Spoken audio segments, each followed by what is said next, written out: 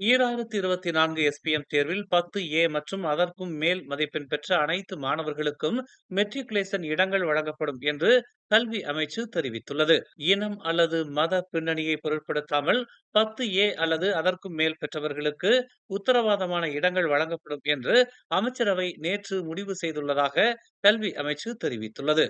இந்த கொள்கை பிரதமர் டதஸ்ரீ அன்வார் இப்ராஹிம் கடந்த ஆண்டு அறிவித்ததற்கு இணங்க அமைந்துள்ளதாக கல்வி அமைச்சு சுட்டிக்காட்டியது. 2024 எஸ்பிஎம் தேர்வில் 10A-உடன் சிறந்து விளங்கும் அனைத்து மாணவர்களும் தங்கள் கல்வியை தொடர வாய்ப்பு இருப்பதை உறுதி செய்வதற்காக இம்முடிவு எடுக்கப்பட்டதாக தெரிவிக்கப்பட்டுள்ளது. அதே நேரத்தில் மெட்ரிகுலேஷன் திட்டத்திற்கான தற்போதைய பூமிபுத்ரா கோட்டா முறை அப்படியே உள்ளது என்றும் அதில் எந்த பாதிப்பும் இருக்காது என்றும் அமைச்சு ஒரு அறிக்கையில் தெரிவித்துள்ளது.